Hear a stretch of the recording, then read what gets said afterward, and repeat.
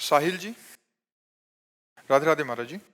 महाराज जी, जाने अनजाने में अगर आपने किसी का दिल दुखाया हो और कुछ गलत कहा हो और आपने उस अपराध की बहुत बात अनेकों बार माफी भी मांग ली हो, लेकिन सामने वाला व्यक्ति आपको माफ ना करने और पुरानी बातें उसे कोई भूलकर फर्क नहीं पड़ता है।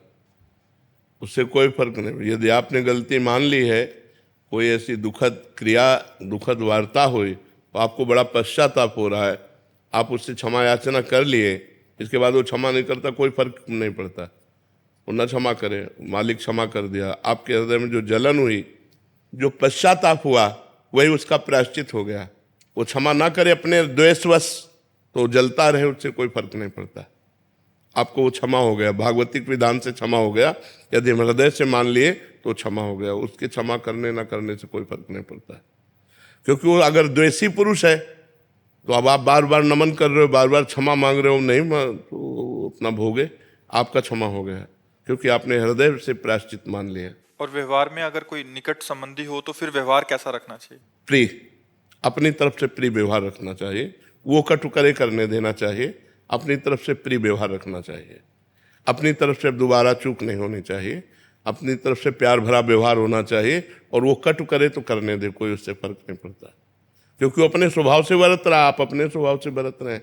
उसका स्वभाव द्वेषी है, वो जलेगा, वो आपका उपहास करेगा, आपकी निंदा करेगा, आपको दुख पहुंचाने की चेष्टा करेगा। आप मृदु मुस्कान के साथ उसका पवित्र व्यवहार कीजिए, तो वो भगवान देख रहे हैं, वो आपका मंगल करेंगे। मुस्कान जी, पुणे से। राधे राधे महाराज जी। महाराज जी, मैं श्री कृष्ण जी को माधुर्य रस के भाव से नित्य स्मरण करती हूँ और गीता जी का पाठ 2 वर्ष से कर रही हूँ, परंतु महाराज जी मेरी हिंदी अच्छी नहीं होने के कारण श्लोक का शुद्ध उच्चारण सही प्रकार से नहीं कर पाती। महाराज जी, ये मेरे हृदय की एक प्रकार की कमी नहीं, अनुभव होता है महाराज जी। भगवान इस श्लोक से नहीं मिलते। मान लो कोई संस्कृत का भारी विद्वान है, तो क्या उसको भगवान मिल जाएंगे? क्या, भगवान भाव से मिलते हैं। आप हिंदी पढ़िए गीता जी की, और उन जो गीता जी कह रही वो जैसे मानो, अनन्य चेता सततम यो माम स्मृति नित्यसः तस्याहम सुलभा पार्थ नित्ययुक्त से योगिना। ये श्लोक पढ़ लिया, अब इसका हम भाव नहीं समझा तो पुण्य तो हो जाएगा, लेकिन लाभ नहीं मिलेगा।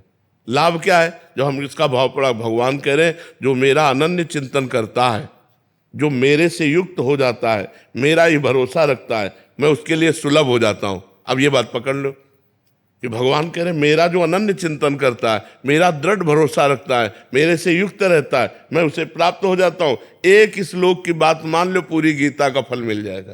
कोई श्लोक में एक श्लोक की बात मान लो, हम पूरी गीता कंठस्थ कर लें और भजन न करें तो हमें लाभ नहीं मिलेगा।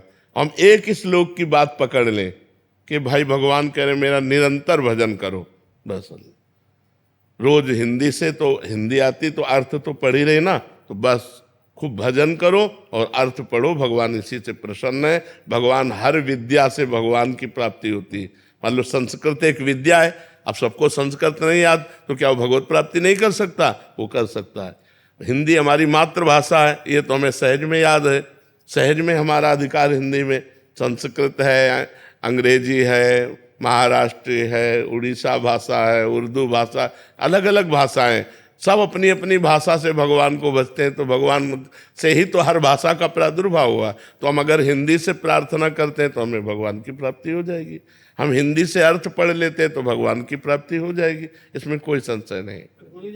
शहीद चतुर्दशी जी हम पढ़ते हैं, लेकिन उसका मतलब पूरा मीनिंग हमें भी कभी कभी नहीं आता। हाँ, अगर ना भी समझ में आए तो ये मंत्र है, श्याम श्यामा प्रगट प्रगट अक्षर निकट प्रगट रस्त्रवत अति मधुर वाणी, ये दिव्य लीला है।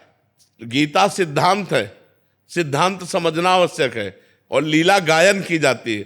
गायन करने से धीरे धीरे लीला चिंतन बनने लगेगा। अब जैसे चतुरासी जी का 45वां पद है, आवत श्री वृषभानु दुलारी, आवत श्री वृषभानु दुलारी, रूप राशि अति चतुर शिरोमणि, अंग अंग सुकुमारी।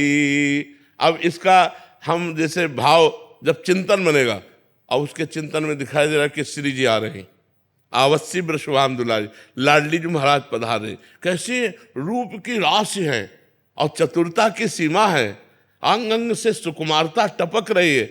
जब गाते गाते ये रूप झलकने लगेगा तब रंग आ जाएगा। अभी हमको केवल गायन करना है। गान करने मात्र से ही हमारा परम कल्याण हो जाएगा। अगर हम 84 जी का गान रोज करते हैं तो 84 लाख योनियों में नहीं जाना पड़ेगा।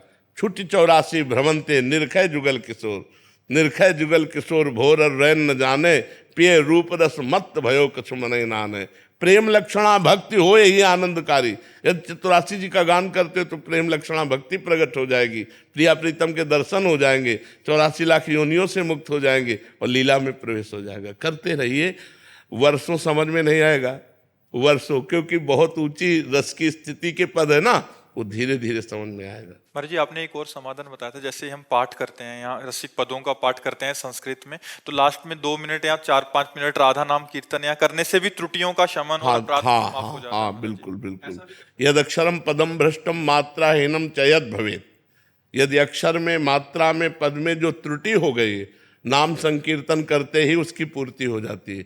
तो हम हर पाठ के बाद 2-4 बार तो नाम संकीर्तन करें हैं, जय जय राधा वल्लभ श्री हरिवंश श्री वृंदावन श्री वंचन।